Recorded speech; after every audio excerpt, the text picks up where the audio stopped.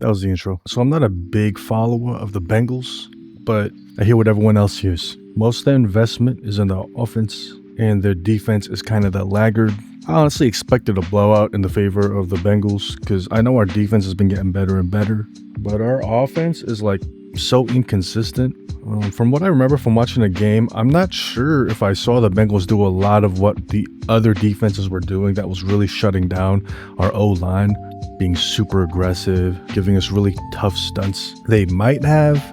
I just don't remember seeing a lot of it if they did. Every offense goes as the O-line goes. And with a style of offense like ours, that is more pronounced. There's a philosophy where the pass opens up the run.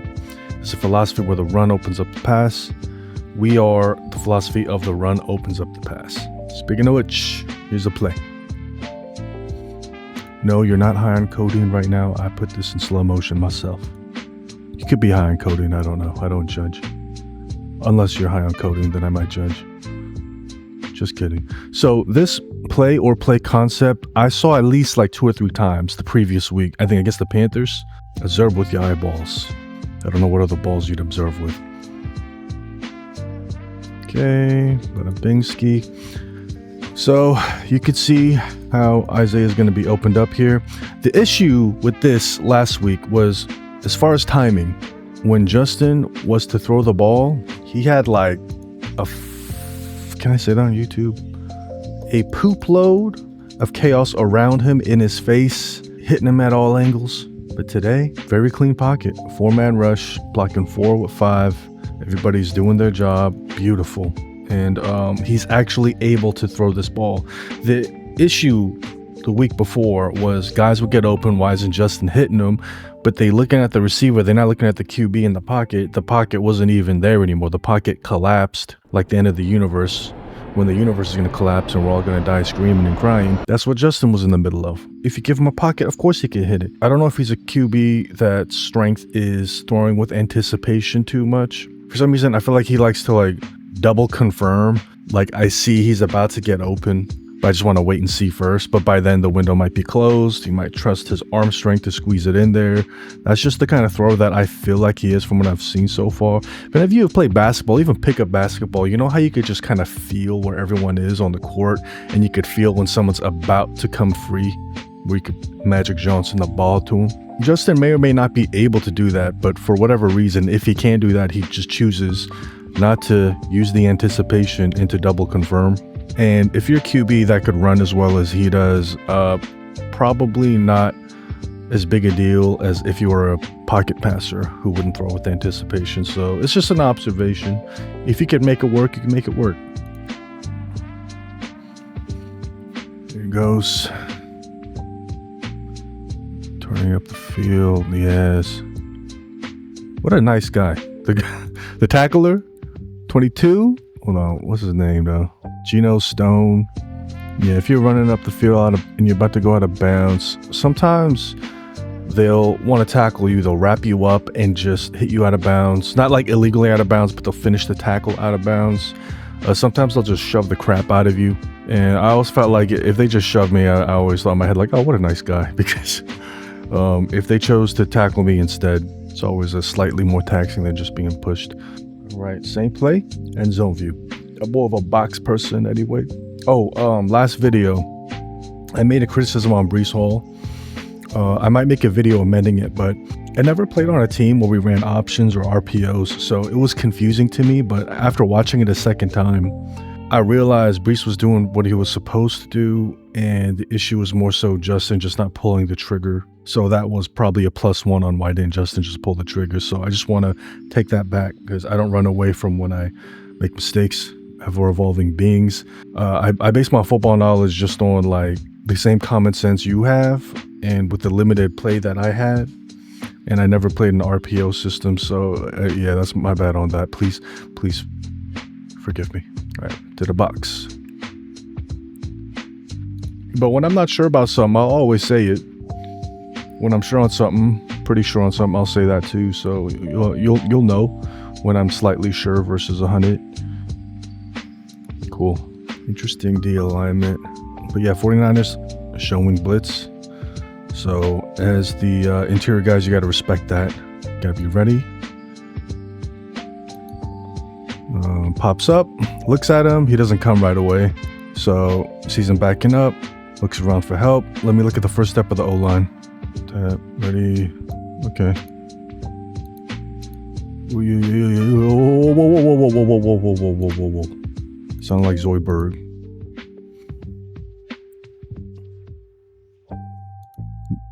That was a really long developing, I know it's a slow motion, but it just felt like a long developing stunt between the D tackles. Engage, 97's trying to get in. Okay, so 90 was waiting for 97 to cross his face, and then he goes around. Okay, I mean, that's is what it is. We were able to pick it up.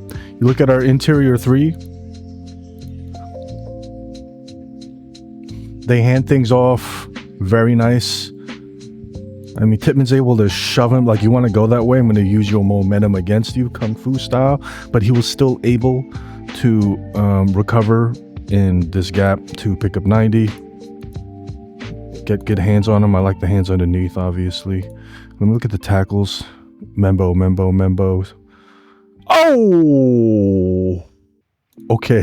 That was a nice move by the DN. I don't know who this DN is, but I fuck with that, bro. Comes in, he's setting. It's a lot of like martial arts going on with the arms, especially on the outside. And he just clubs, and it looks like it's a wrap, right here. It looks like that's a wrap on that side. If you're a tackle, you have to sort of pivot and just drive him out as best as you can. And he's able to do that somehow. Able to drive. That was a great recovery. That was like S-tier recovery right there.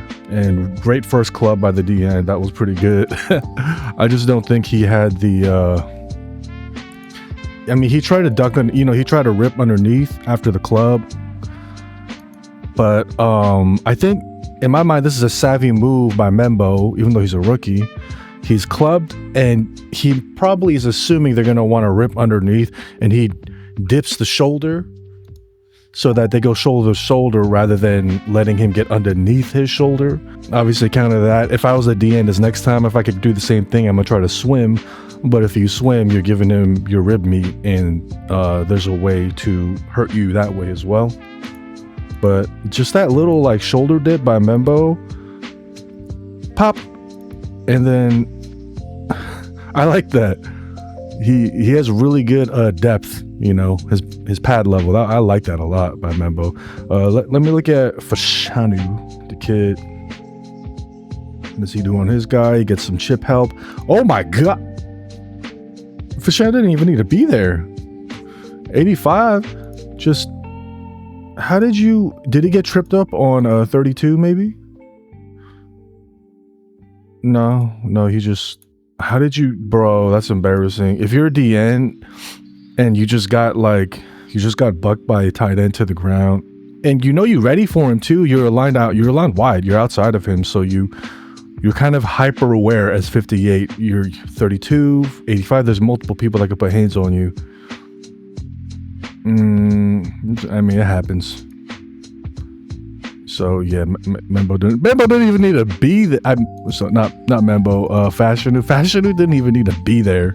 That was cool. Our O-line, chef's kiss here. Good move by this D-end. He got countered very nicely though. Great play concept. It's odd because this was wide open for us a few times last week. So you would figure the Bengals would have been like, hey, watch out for this. They're gonna want to try this again, but no. Okay, so this is near the end of the third quarter. Breece Hall run on 5-2. I'm sorry if I call this 5-2. My high school coach played for Nevada, and he played under Coach Alt, I think. I don't remember who he played under. But he called us a 5-2. This is what we ran in college, D1 camp. I had a coach who would refer to this as a 5-2. And then when I went to JC, we didn't run a 5-2. But I get that the rest of the universe calls it 3-4. It's just a force of habit. It's too late for me to change. Go on without me. So just know when I say 5-2, I mean 3-4. So strong left. No. Okay. Balanced. Condensed. like it. I like it. Justin's changing the play.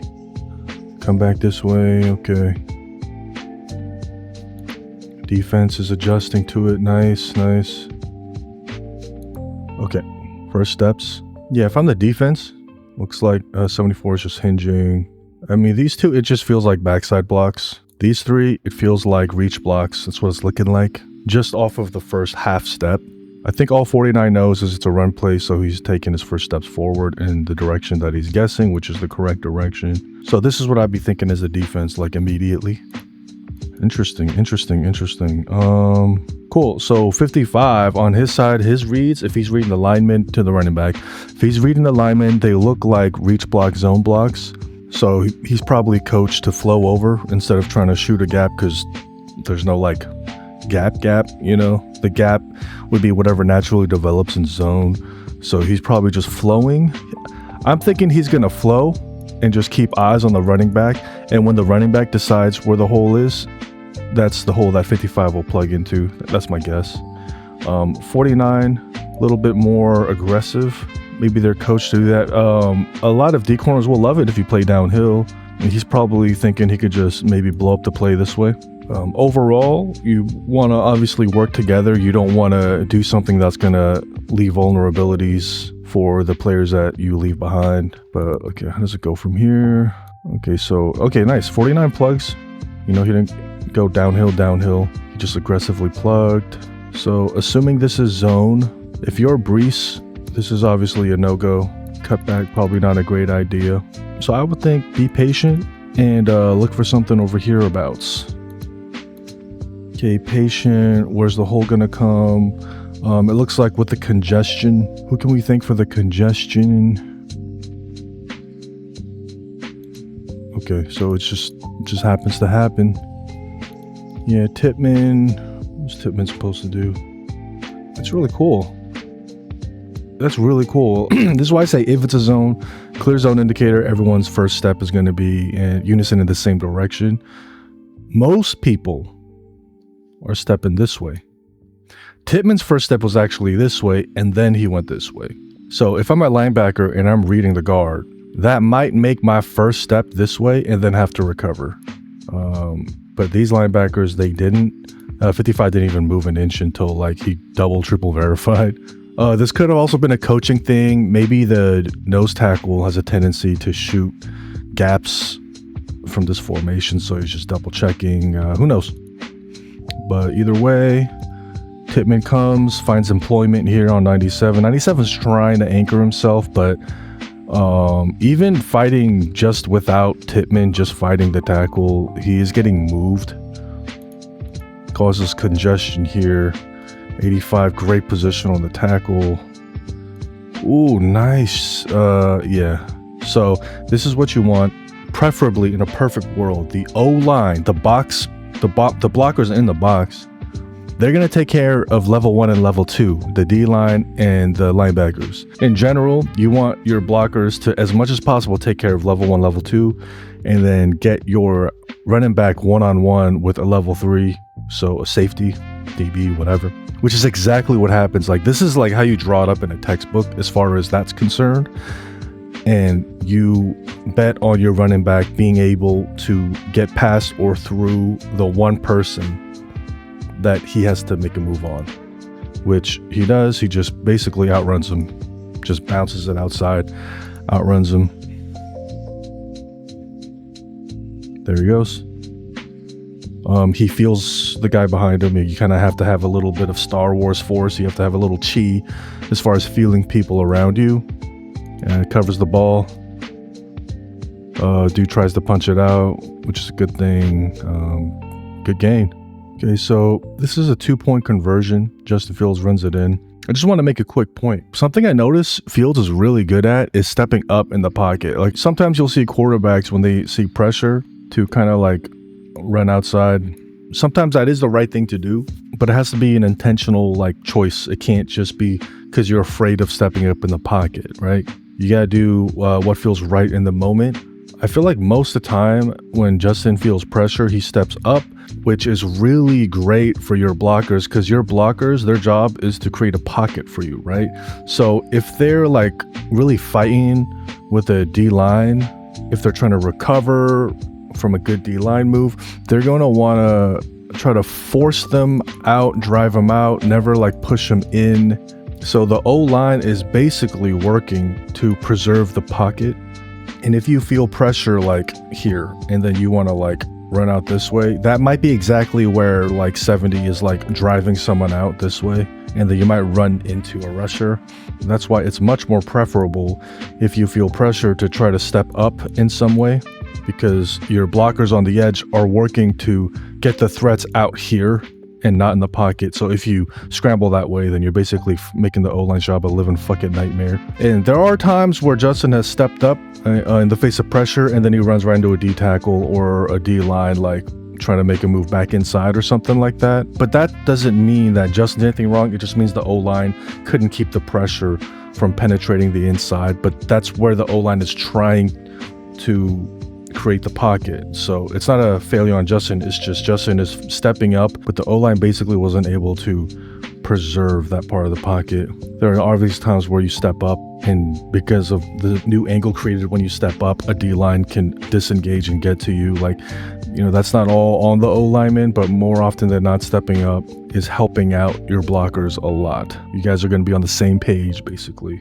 Hope I explained that well. I'm pretty sure all of you know that already for the most part. Aaron, Glenn, for the most part.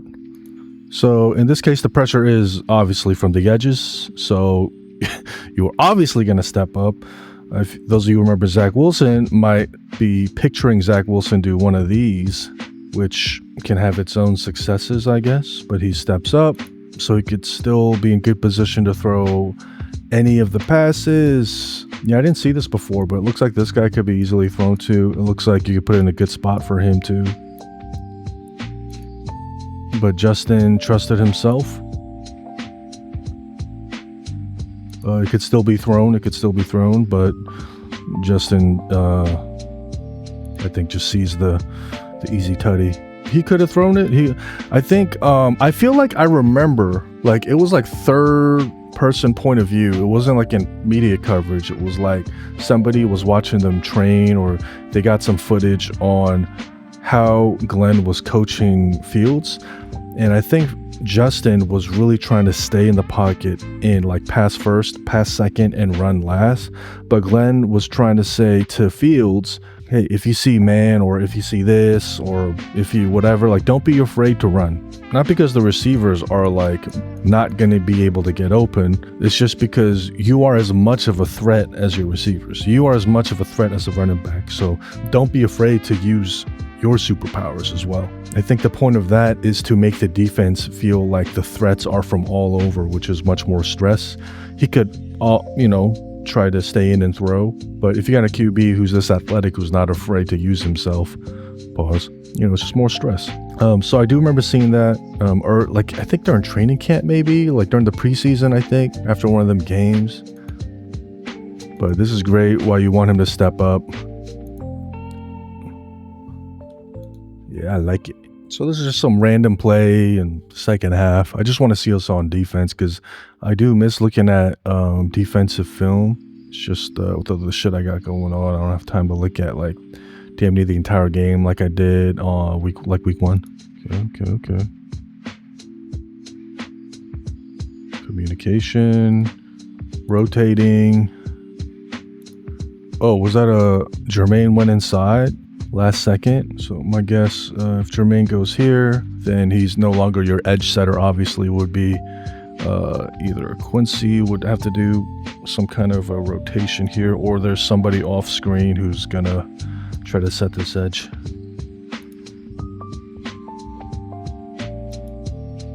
Okay, so immediately Harrison Phillips sees the double team and he drops his ass, drop anchor. And he is basically knowing that it's his job to not give up this gap. He's trying to plug here. Jermaine is taking on a double team.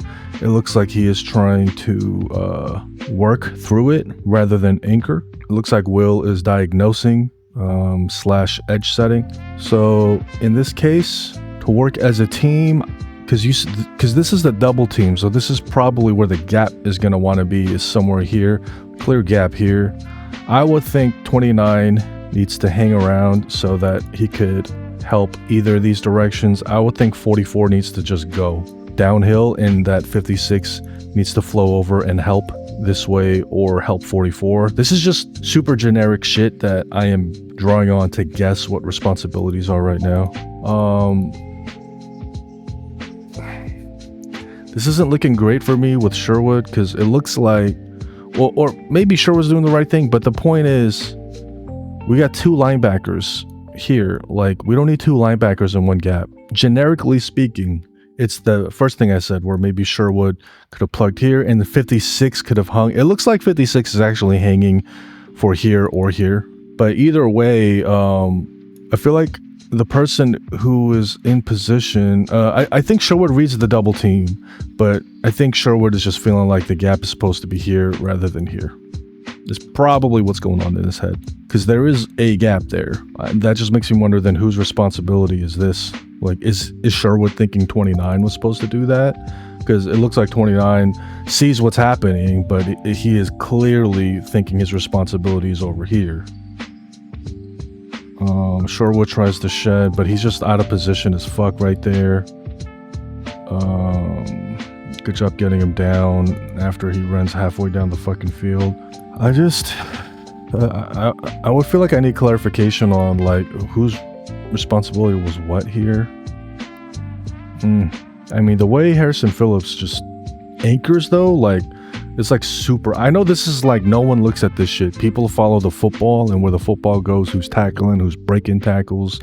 But as far as taking this on, two grown ass men, you got 600 pounds of angry muscle coming at you, and the way you drop anchor and take them both on and plug this whole fucking area is really, really dope to see. Dang, that is a good ass anchor by him, man. I love that. Oh man, I'm really glad he's on our team. I think Cowart was supposed to be our guy to be this guy before he got injured or something. So in an interview, I saw Harrison. He was talking about he's watching film on the plane with a linebacker, which he would not name, where he saw a look and they're thinking one thing. He's basically saying the D-line room is seeing this, like he's getting one conclusion out of it, while the linebacker saying, oh, in the linebacker room, we thought this from that same look. And so they were able to have that moment, thankfully, after a win when you're feeling good, to get on the same page, because the D-line and the linebacker room are kind of potentially disjointed in what they're teaching against certain looks, and they're able to come together and address that. I wonder if this is one of those plays that they were looking at for that. Okay, so this is the Breece Hall pass, 2-point conversion, I think it was. No, it was a touchdown. It was a touchdown. This was a highlight play of the game. This one's probably more for me, because if you end up watching film on YouTube, probably Matt Heads already broke this one down. Right, they're communicating. These communicating. Excuse my laughter, but this just like the Spider-Man meme popped into my head a little bit when they're pointing at each other. Just ignore me. Please don't ignore me. I need your attention. Okay, so every O-line minus 89. What was 89's first step?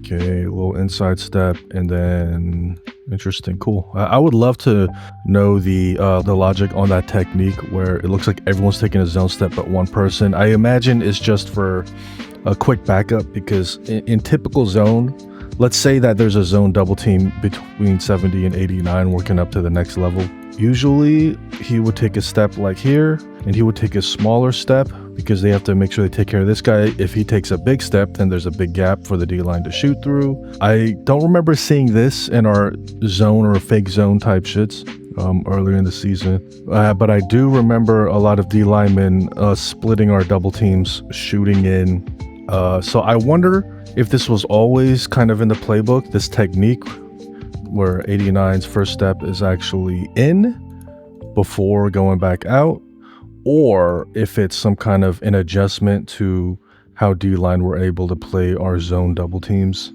Because if you're fast off the ball as a D lineman and you can split zone double teams, and you know that we're a zone heavy run type of offense, then you're going to do that. So I do wonder if this was an adjustment by Engstrom, because I don't remember seeing this step before. Because everyone else is in zone step. I know it's fake, but like you try to pretend you're in zone step, right? There was a play earlier where I saw the inside step, even though everyone else looked like they're in zone. But in this case, it looks like, as I let the play out,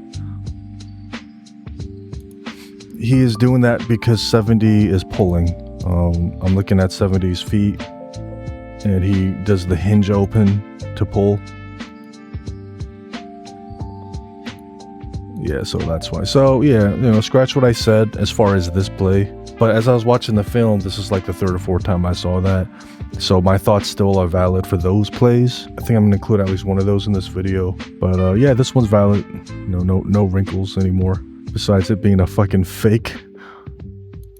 Okay, so Membo. Ooh, okay. So yeah, obviously he's wide. I don't know why Bree said he couldn't see him. Maybe maybe because Membo is just so tall. His vision got blocked here. Gave it a little time on the pump fake. He's looking, sees him. And yeah, basically Moss is the guy. Thankfully, due to the late hands, he didn't get his hands up until the last second, because if you have it up there and you're waiting for the ball, then the defender is gonna like be able to know where the ball is coming and try to break it up. I think the defender did get one of his arms in there, in between when you catching the ball, but then he just like, if any of you play basketball and you catch a rebound and then you like you get it away from the other hands, that's basically what he did to Moss. Man, this was awesome. I love how excited Tippmann gets. Look at Tippmann. He fucking loves this game. His vertical, he almost had a damn near 10-inch vertical there. He goes sprinting over to celebrate. You gotta chase that guy down. That was awesome. That was a good feeling, guys. It's funny because I saw the emotion after the game from the players and even the fans. Like, there was like 20 fans in the stadium for the Jets, and they were breaking down crying, and you would think we won the Super Bowl. I think it just shows like how badly they've been wanting this. And if you checked out, you wouldn't be crying. If you checked out but you somehow got a win, you'd be like, happy, you know what I'm saying? But if you just start bawling, that means you were really giving it your all and just getting beat down, and it finally worked out for you. So I like that no give up attitude. I'm just looking at random plays with the Bengals on defense to see how aggressive they are. How good are the Bengals DBs? Someone know? Okay, so they bring 5 there. They definitely brought, I do remember they brought 5 or 6 from time to time. It just didn't feel like it was as high as a percentage as the other defenses that were really whooping our booty earlier in the season.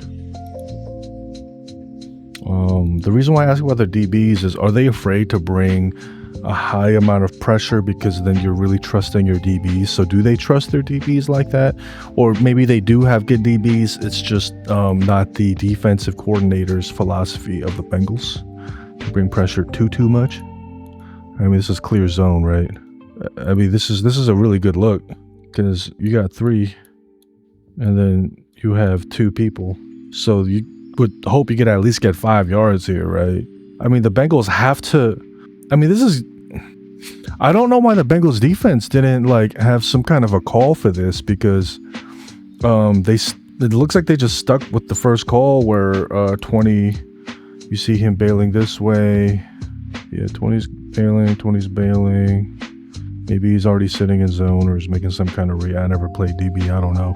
Does this linebacker have awareness of out here? But then he also has to be aware of the run first. I mean, this is fucking tailor-made because at this point you have 2 blockers now. God damn. And 20 at some point is probably gonna have to put his foot in the ground and come back to help and then meet this blocker, and this is at least 5 yards, if not like 10 or 15. And Justin, he just didn't throw a very good ball. Fuck. That is I mean, we won the game, but like if we lost the game, this would be one of them talking points, you know. Still looking at random plays, just trying to see what the Bengals defense was up to. Double mug. Okay. Meaning they rotate back here, and then he rotates up. One of the linebackers, the D end, drops into coverage. Kind of cool. Okay. Great way to stop Justin. He takes kind of a pretty decent hit there, trying to, because Justin is not just gonna like throw himself in the mix unnecessarily, but when he's reaching for a first down or goal line, he will put his body on the fucking line, and he tries to take on 2 guys to get to the first down marker, a linebacker and a DB, and he takes a good hit. I felt like that would have shaken me up, although you would pop up to show that you weren't shaken up, but I feel like I would have been like, oof, that hurt. But he's obviously a big, strong guy, so you're not too worried, and he doesn't do that kind of shit all the time. By the way, we are in the 4th quarter. We're losing 24-38. That's kind of the spot I chose to see what their defense is doing. Okay. Good pickups by the blockers. Oh, that play was huge. I think most people marked this play as the one where the momentum really was turning, because this is 4th and 1. And we made a huge play. Record catches. Makes a move. Fucking awesome. So this is pretty well-known, well-utilized pass concept where you have this. You're gonna have somebody in flats, both sides. Both flats look open. Whoa, this one is like open. But this one is like open. This one is open in that you could complete a pass, but this one is open in that like throw to this fucking guy right now. 49's trying to pass it to, I don't know who. I mean, because if you're this guy, you're not leaving 10 to get 89, because then 10 is gonna score a touchdown if he doesn't drop the ball first. So yeah, cool. I mean, we rock, paper, scissors the shit out of him here. We picked a great play for the play that they picked. Damn, 49. Damn. Why did you close the game? Oh, 49 was running at 89 as if 89 had like a 4-4 40-yard dash. He just overshot the shit out of him. And good move there. I like it. Yes. I'm just looking at the sideline, like as Record was running up the sideline. I mean, they're definitely happy. I mean, it's mostly defensive players here, yeah. And they're like, cool, great, awesome. But they're kind of just like another day in the office. So I imagine in their head, they're just like, is it okay to hope? Our defense allowed a lot. And I think other people had already mentioned this at this point in the game. So I'm not going to be the first person you hear this from at this point. Why did we walk away patting our defense on the ass after a game where they allowed damn near 40 points? When it counts, can you do it? And when it counted, when it really mattered, our defense did. And you could always be proud of that. Think about your life. Think about yourself. Me thinking about myself. Are we perfect every moment throughout the day, every day of the week, every week of the year? No, most of the time we're actually not perfect. We sleep in, we think negative thoughts, we make weak decisions. But when it counts, when you get that opportunity, when it's do or die moments, are you able to do what you're supposed to do?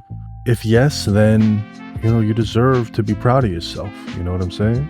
Now, a football game is just a 3-hour period of time, 1 hour of game time. So you strive to be perfect of every moment, but the concept of when it counts, when it matters the most, that is when it really matters the most. Can you do it? And I think that's why we're really proud of our defense. We know the Cincinnati offense is pretty high powered as far as the pass is concerned. The running game has been finding itself recently. I'm gonna watch one more play. Yeah, I randomly went to the second quarter where we were down 3-17. Their first half game plan against us. Got a nickel. Okay.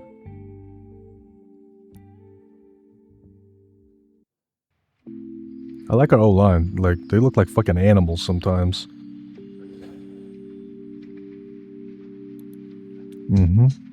So one thing that the Steelers did, I can't pull it up right now, and this play isn't really an example of it. It just reminded me. But the Steelers tried to play disciplined, gap discipline, and no one be overly aggressive. Like, they wanted to stay, read the play, and then make the play. The line wanted to engage, hold their gap, and then disengage when they're supposed to. And we were able to run up and down against the Steelers. Other teams where they were aggressive, they bring like 2 on the edge and then sit here. Like when they were really aggressive, it really put a lot of pressure on our offense. There's some teams where rather than their linebackers hanging, they went downhill and didn't give the O-line double team enough time for him to look up and pick him up. Like, they were just super fast, super aggressive.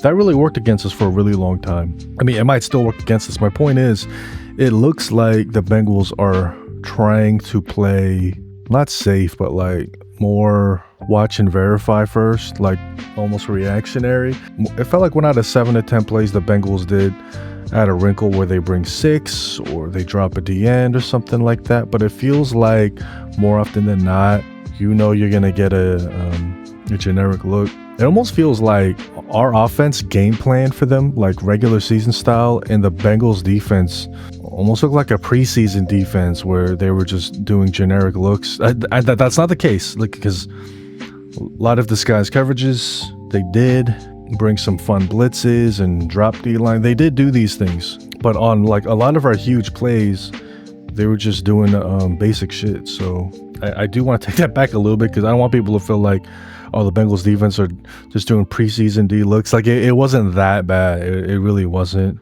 Like with the disguised coverages, they're probably betting on it confusing Justin Fields. We can get in his head or get him to hold the ball by like, oh, that's not the coverage I thought it was.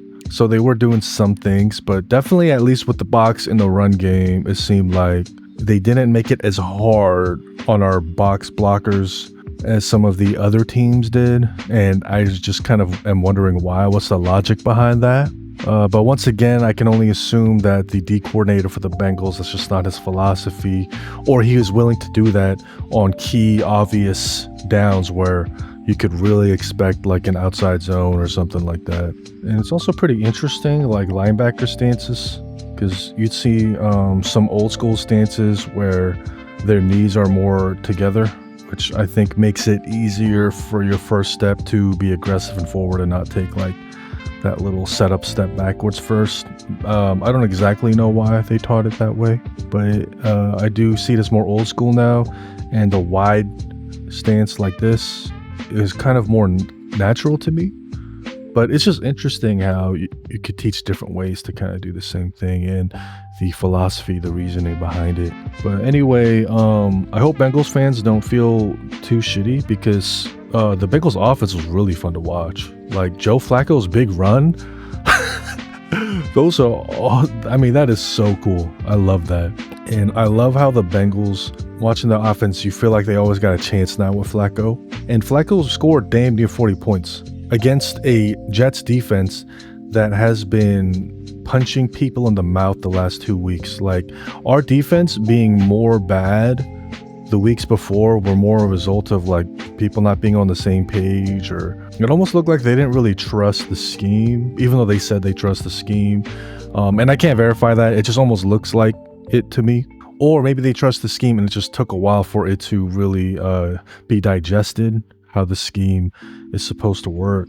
So it was never that our defense was just like nothing burgers. It just looked like it was waiting to come together. And the last 2 weeks when it came together, we were like damn near shutting down offenses. So the Bengals were able to score damn near 40 points on a defense that was really in high momentum.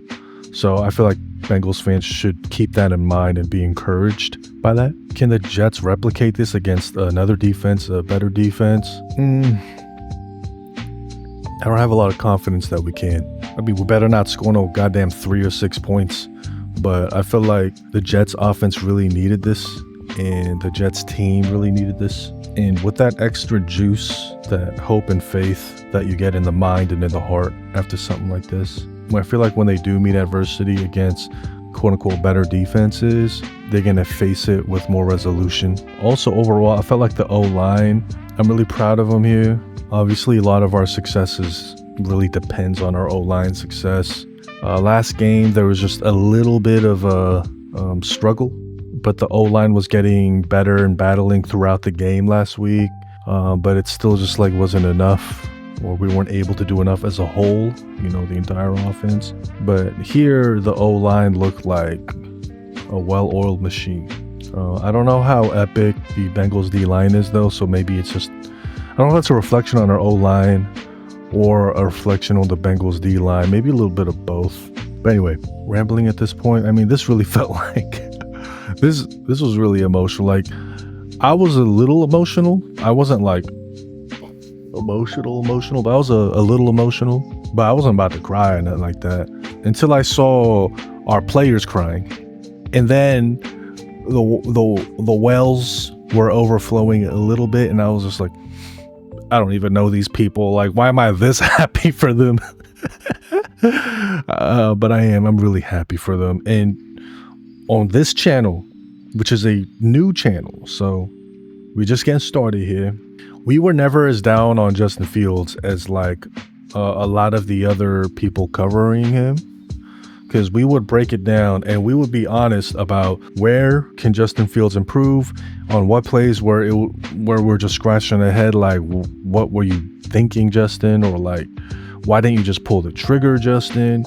And what were the plays that he was blamed for where he actually didn't do nothing wrong? He did awesome, or he just didn't have an opportunity due to some mistake or pressure being in his face.